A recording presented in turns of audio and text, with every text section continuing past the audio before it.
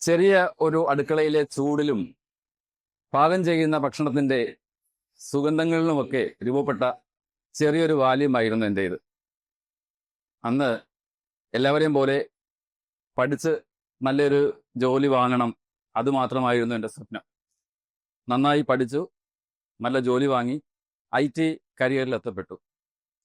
പക്ഷേ നമ്മുടെ ജീവിതത്തിലെ ചെറിയ ചില നിമിഷങ്ങൾ പോലും നമ്മളെ ഒരുപാട് മാറ്റിമറിക്കാൻ പറ്റും.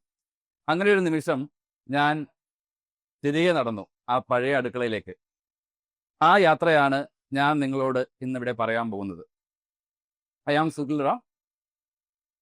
ഞാൻ എൻ്റെ അടുക്കളയിൽ രുചികളും എൻ്റെ അനുഭവങ്ങളും വെച്ച് പുതിയ പുതിയ യാത്രകൾ തുടരുകയാണ്. നിങ്ങൾ കഴിച്ചൊരു ഭക്ഷണം നിങ്ങളെ പഴയ ഓർമ്മകളിലേക്ക് കൊണ്ടുപോയിട്ടുണ്ടോ? പലപ്പോഴും അമ്മയുണ്ടാക്കി തരുന്ന രുചികളായിരിക്കും അത്. അതിൽ ഒരുപാട് സ്നേഹവും തലോടലുമൊക്കെ ഉണ്ടാവും. പക്ഷേ ഒരു നാൾ എൻ്റെ ജീവിതത്തിൽ ആ രുചി നഷ്ടപ്പെട്ടു, ആ സ്നേഹം നഷ്ടപ്പെട്ടു, ആ കരുതൽ നഷ്ടപ്പെട്ടു. ഒരുപാട് പ്രതിസന്ധികളിൽ ഒത്തുപോകാൻ പറ്റാതെ എൻ്റെ പേരൻസ് രണ്ട് വഴി പിരിയുകയായിരുന്നു. അവിടെ ഒറ്റപ്പെട്ടു പോകുന്ന കുട്ടികൾ, അവരെക്കുറിച്ച് ഇപ്പോഴും അങ്ങനെ ആരും കൂടുതൽ സംസാരിച്ച് കാണാറില്ല. അത് വല്ലാത്തൊരു മെന്റൽ ട്രോമയാണ്. നമുക്ക് നഷ്ടപ്പെടുന്ന ബാല്യത്തിൽ നമുക്ക് നഷ്ടപ്പെടുന്ന ചില സ്നേഹം, ചില കരുതലുകളൊക്കെ. അങ്ങനെ ഒരു ബാല്യമായിരുന്നു എൻ്റേത്. പിന്നീട് അവിടെ ചില സ്നേഹം നമുക്ക് നിഷേധിക്കുകയും വിലക്കപ്പെടുകയും ചെയ്യുമ്പോൾ അതിൻ്റെ ആഘാതം ഒരുപാട് ഇരട്ടിയാവും. അങ്ങനെ വളരെ ചെറുപ്പത്തിലെ ഞാൻ പഠിത്തത്തിനോടൊപ്പം തന്നെ അടുക്കളയിൽ കയറി ആഹാരം ഉണ്ടാക്കാൻ പഠിച്ചു.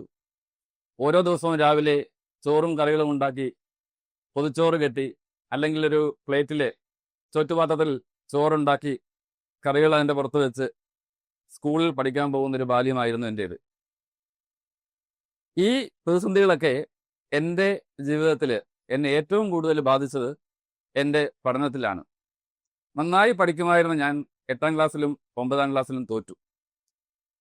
അന്ന് 9ാം ക്ലാസ്സിലെ വെക്കേഷൻ കഴിഞ്ഞിട്ട് ഞാൻ സ്കൂളിലെത്തുമ്പോൾ വളരെ വിഷമത്തോടെയാണ് ഞാൻ സ്കൂളിലെത്തുന്നത്. കാരണം കൂടെ പഠിച്ച പലരും 10ാം ക്ലാസ്സിലെടുത്ത് കയറി തോറ്റ കുട്ടി എന്നുള്ളൊരു പേര് വരും. അന്ന് ക്ലാസ്സിലെ ഇംഗ്ലീഷ് ടീച്ചർ, ക്ലാസ് ടീച്ചറാണ് അന്നമ്മ ടീച്ചർ. ടീച്ചർ അറ്റൻഡൻസ് എടുത്തതിന് ശേഷം തോറ്റ കുട്ടികളൊക്കെ ഒന്ന് എണീക്കാൻ പറഞ്ഞു. അവിടെയായി 6 തലകൾ പൊങ്ങി. അതിലൊരാൾ ഞാനായിരുന്നു.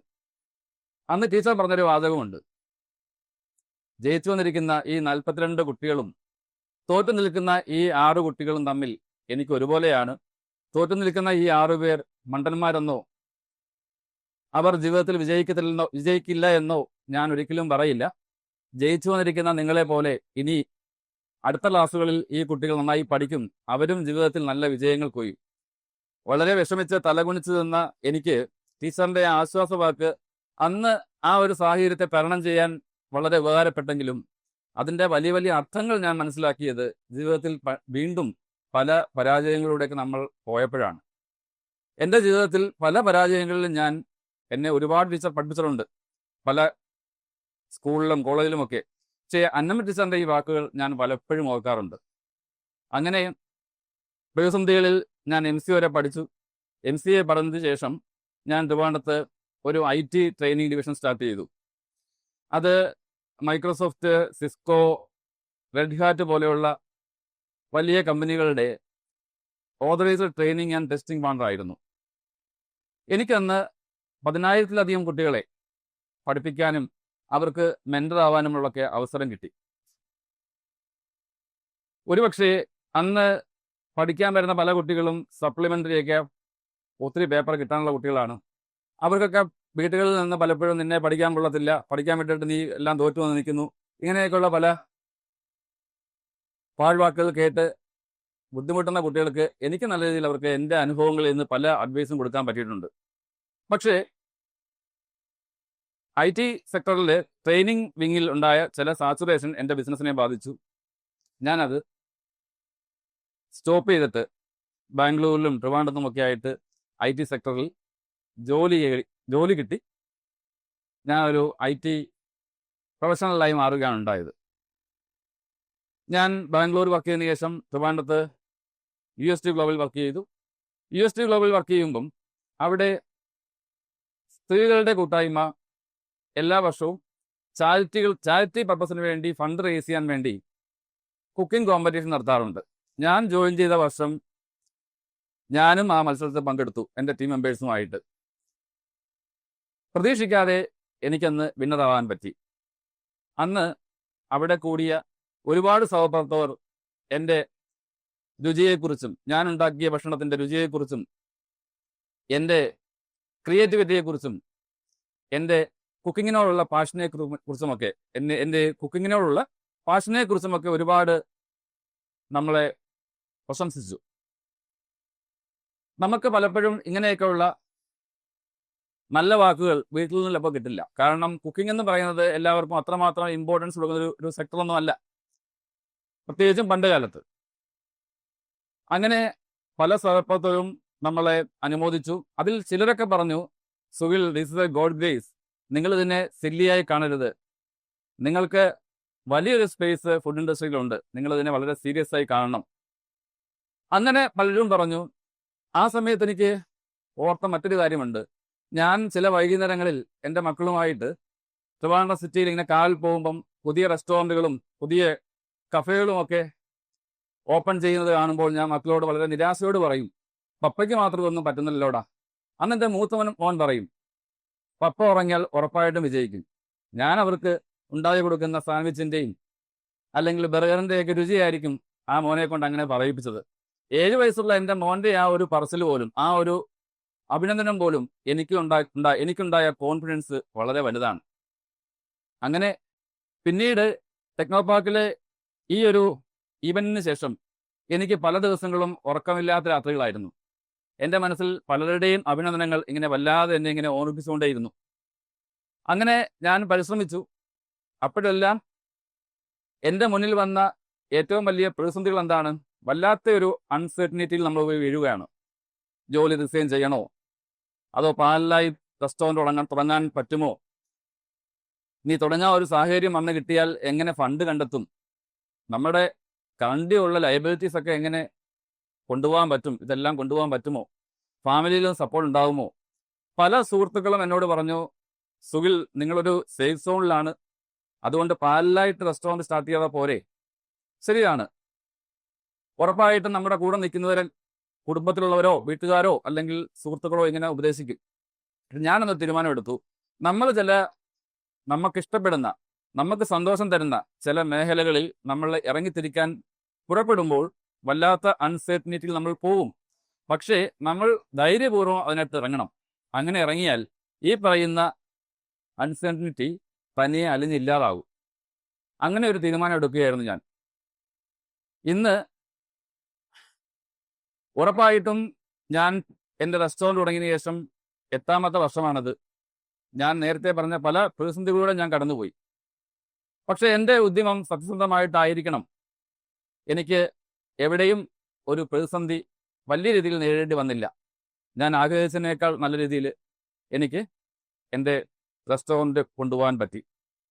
ഞാൻ ട്രിവാൻഡ്രത്ത് തനിയെ താമസിച്ചിരുന്ന കാലഘട്ടങ്ങളിൽ അപ്പോഴൊക്കെയാണ് എനിക്ക് കുക്കിങ്ങിനോട് കൂടുതൽ അടുക്കാനും ഒരു വളരെ സ്നേഹത്തോടെ കുക്ക് ചെയ്യാനും എനിക്ക് പണ്ട് അമ്മ ഉണ്ടാക്കി തരുന്ന ചില രുചികൾ റീക്രിയേറ്റ് ചെയ്യാനും ചില നേരങ്ങളിൽ ആ രുചികൾ അതേപോലെ കിട്ടുമ്പോൾ നമ്മളുടെ മനസ്സിലൂടെ പല ഓർമ്മകളും പുറകിലോട്ട് പോകും.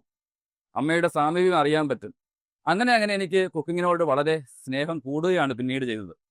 അതുമാത്രമല്ല, എനിക്ക് ഫാമിലിയിലോ നമ്മുടെ IT മേഖലയിൽ വർക്ക് ചെയ്യുമ്പോഴോ ഉണ്ടാവുന്ന മാനസിക സമ്മർദ്ദങ്ങളൊക്കെ എനിക്കൊരു കിച്ചണിൽ കയറി എനിക്കിഷ്ടമുള്ളൊരു വിഭവം ഉണ്ടാക്കി കഴിക്കുമ്പോഴോ ആർക്കെങ്കിലും ഉണ്ടാക്കി വിളമ്പുമ്പോഴോ എൻ്റെ മക്കൾക്ക് ഉണ്ടാക്കി കൊടുക്കുമ്പോഴോ അലിഞ്ഞില്ലാതാകും എൻ്റെ സ്ട്രെസ് മൊത്തം.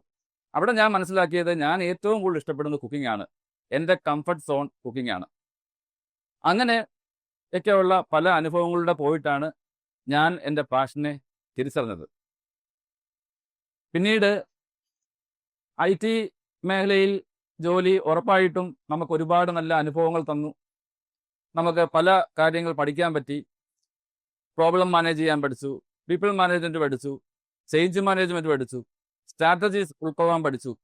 ഇങ്ങനെ ഒരുപാട് കാര്യങ്ങൾ പഠിക്കാൻ പറ്റി. ഒരിക്കലും നമുക്ക് IT ജീവിതം അത് മോശമായിരുന്നു എന്ന് ഞാൻ പറയില്ല. പക്ഷേ നമ്മുടെ ഉള്ളിൽ നമ്മൾ കൊണ്ടു നടക്കുന്ന എന്തെങ്കിലും കഴിവുകൾ നമുക്കുണ്ടെങ്കിൽ, അല്ലെങ്കിൽ നമുക്ക് ഏറ്റവും കൂടുതൽ സന്തോഷം കിട്ടുന്ന എന്തെങ്കിലും കഴിവുകൾ നമ്മുടെ മുന്നിൽ ഉണ്ടെങ്കിൽ അതിനെ ആരും ചേർത്ത് പിടിക്കില്ല. ഉറപ്പായിട്ടും ആദ്യം അതിനെല്ലാം എതിര് പറയുന്നത് ചിലപ്പോൾ നമ്മുടെ പേരൻസ് ആയിരിക്കും, അല്ലെങ്കിൽ നമ്മുടെ പാർട്ണർ ആയിരിക്കും. കാരണം എല്ലാവരും സേഫ് സോണിലൂടെ പോകാൻ മാത്രമേ നമ്മളെ ഉപദേശിക്കത്തുള്ളൂ. പക്ഷേ നമുക്ക് നമ്മളുടെ ലക്ഷ്യത്തിലോട്ട് പോകണമെങ്കിൽ നമ്മളുടെ ആ സേഫ് സോൺ എന്ന് പറയുന്ന സംഭവം പൊട്ടിച്ച് കളഞ്ഞേ പറ്റത്തുള്ളൂ. ധൈര്യമായി നമ്മൾ ഇറങ്ങിയേ പറ്റത്തുള്ളൂ. കോവിഡ് എന്ന് പറയുന്ന ഒരു പാൻഡമിക് വന്നു. ആ സമയത്ത് ഫുഡ് ഇൻഡസ്ട്രിയിൽ ഒരുപാട് പേർ വീണുപോയി. പക്ഷേ IT മേഖലയിൽ നിന്ന് കിട്ടിയ പല അറിവുകളും ഞാനിപ്പോൾ കണ്ടിന്യൂ ചെയ്യുന്ന പ്രൊഫഷനോടുള്ള എൻ്റെ പാഷനും ഒന്നുകൊണ്ട് മാത്രമാണ് എനിക്ക് ഈ മേഖലയിൽ ഇപ്പോഴും പിടിച്ചു നിൽക്കാൻ പറ്റിയത്. ഇപ്പോൾ 8ാമത്തെ വർഷമായി. ഞാൻ ആലോചിക്കുമ്പോൾ ഓരോ ദിവസവും ഞാൻ പലരുടെയും സ്നേഹം അനുഭവിക്കുകയാണ്. എൻ്റെ റെസ്റ്റോറൻറ്റിൽ വന്ന് ആഹാരം കഴിച്ചു പോകുന്നവരുടെ നല്ല വാക്കുകൾ, അവരുടെ മുഖത്തുണ്ടാവുന്ന സന്തോഷം, ഒത്തിരി പേരെ പരിചയപ്പെടാൻ പറ്റുന്നു. പലരും നമ്മളെ ചേർത്ത് പിടിക്കുന്നു. എവിടെ പോയാലും പലരാലും നമ്മൾ അറിയപ്പെടുന്നു. ഇതൊക്കെ നമ്മുടെ ചെറിയ ജീവിതത്തിൽ ഓർക്കാൻ ഒരുപാട് സന്തോഷമുള്ള നിമിഷങ്ങളാണ്. അതുമാത്രമല്ല, ഞാൻ വലിയൊരു റിസ്ക് ഏറ്റെടുത്തപ്പോൾ എനിക്കുണ്ടായ മറ്റു ചില കാര്യങ്ങൾ, ഒരുപാട് വീട്ടമ്മമാർക്ക് ജോലി എടുക്കാൻ പറ്റി. ഒരുപാട് സ്റ്റുഡൻസിന് പാർട്ട് ടൈമായി ജോലി എടുക്കാൻ പറ്റി. ഇന്നത്തെ എനിക്ക് എടുത്തു പറയാൻ പറ്റുന്ന കാര്യം, BTechഉം MTechഉം കഴിഞ്ഞ, ഇപ്പോൾ IITയിൽ MBA ചെയ്യുന്ന, അമൃതയിൽ MBA ചെയ്യുന്ന കുട്ടികൾ എൻ്റെ റെസ്റ്റോറൻറ്റിൽ സർവീസിലൊക്കെ വർക്ക് ചെയ്യുന്നുണ്ട്. അതൊക്കെ ഒരിക്കലും ഒരു മോശം കാര്യമല്ല. അവർക്ക് ജീവിക്കാനുള്ള, അല്ലെങ്കിൽ ഫീസ് അടയ്ക്കാനുള്ള ഫണ്ട് കണ്ടെത്താൻ പറ്റുന്നു അതുവഴി. കഴിഞ്ഞ വർഷം ഒരു സർവീസിൽ നിന്ന് വെയിറ്ററായിട്ട് വർക്ക് ചെയ്തൊരു എൻ്റെ ഒരു സ്റ്റാഫിന്, എൻ്റെ ഒരു സ്റ്റുഡൻറ്റ്, അവന് IIMൽ CAT എഴുതി IIMൽ ജോയിൻ ചെയ്യാൻ പറ്റി. അതൊക്കെ എത്ര നല്ല കാര്യങ്ങളാണ്. അപ്പോൾ നമ്മളുടെ ചില തീരുമാനങ്ങൾ, ചെറിയ ചെറിയ നിമിഷങ്ങളിലൂടെ നമ്മൾ അത് ചിലപ്പോൾ നല്ല നിമിഷങ്ങളാവാം, മോശം നിമിഷങ്ങളാവാം, നമുക്ക് സന്തോഷം തന്ന നിമിഷങ്ങളാവാം, സങ്കടം തന്ന നിമിഷങ്ങളാവാം. അങ്ങനെയുള്ള ചില ചെറിയ ചെറിയ നിമിഷങ്ങളിലൂടെ നമ്മൾ ഏറ്റെടുക്കുന്ന ചില തീരുമാനങ്ങൾ നമുക്കും അതുപോലെ തന്നെ നമ്മുടെ ചുറ്റും നിൽക്കുന്ന പലർക്കും ജീവിതത്തിന് ഒരു തണലാവുകയും ആശ്വാസമാവുകയും ചെയ്യുമെങ്കിൽ അതൊക്കെ നമുക്ക് നാളെ ഓർത്തിരിക്കാൻ വലിയ വലിയ കാര്യങ്ങളാണ് എന്നെ സംബന്ധിച്ചുള്ളത്. ഇന്ന് പൂമരം അത് വെറുമൊരു ഭക്ഷണശാല മാത്രമല്ല, എനിക്കത് ഒരു ഓർമ്മയാണ്, അതൊരു കഥയാണ്.